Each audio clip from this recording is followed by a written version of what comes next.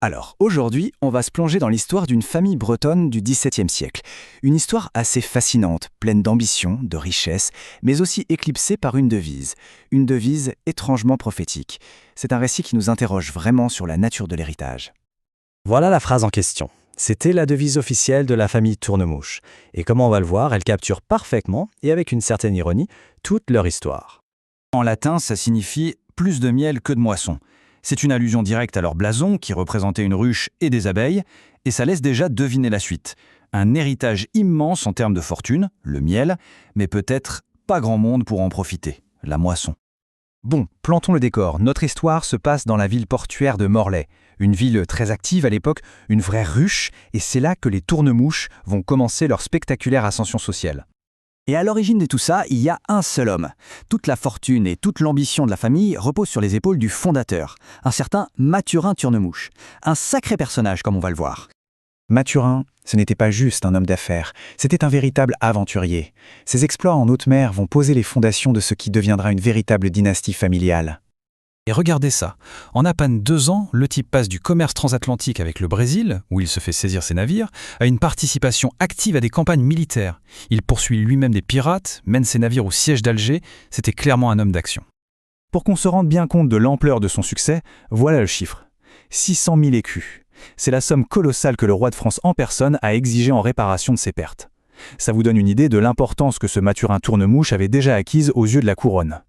Alors une fois cette richesse bien établie, les descendants de Mathurin vont faire un virage stratégique. Ils vont en quelque sorte troquer la haute mer et les risques qui vont avec contre les couloirs bien plus calmes de l'hôtel de ville. Et là, on voit se dessiner une stratégie sur plusieurs générations. Et elle est brillante. Chaque génération va convertir la richesse accumulée en influence politique, juridique et même religieuse. Ils s'infiltrent petit à petit dans tous les piliers de la société locale, une vraie prise de contrôle de la ville. Et pour vraiment asseoir leur statut, ils font l'investissement clé de l'époque, la terre. Ils achètent des manoirs nobles, ce qui leur permet de transformer leur fortune commerciale, qui est par nature assez volatile, en des actifs bien tangibles, bien aristocratiques. La terre, c'était le symbole ultime du pouvoir. Et tout ça, ça nous amène au point culminant de leur histoire. Un moment dramatique, où le succès le plus total va être immédiatement suivi par une disparition silencieuse.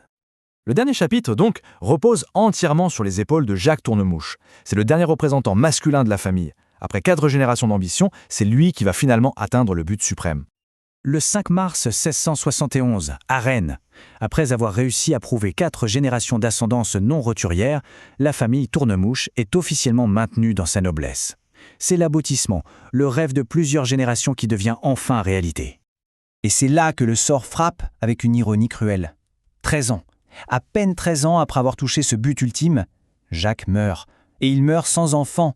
Le nom Tournemouche s'éteint avec lui. Fin d'histoire. Ce graphique illustre parfaitement l'ironie tragique de leur histoire. On a plus d'un siècle d'efforts acharnés, d'ambition, de stratégie, pour un statut de noble dont la famille, au final, n'aura profité que pendant 13 petites années. Et tout ça, ça nous ramène forcément à leur devise. Et à cette question de savoir ce qu'ils ont vraiment laissé derrière eux.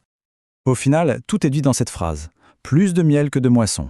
Ils ont accumulé le miel, c'est-à-dire la richesse, le statut, mais il n'y a pas eu de moisson. Pas de descendance pour en profiter, pas d'avenir. C'est un rappel assez poignant que l'ambition et le succès ne sont pas des garanties de pérennité. L'histoire des Tournemouches nous laisse avec cette question. Qu'est-ce qu'un véritable héritage ? Est-ce que c'est le miel, la richesse qu'on accumule, ou est-ce que c'est la moisson, ce qu'on sème pour l'avenir ?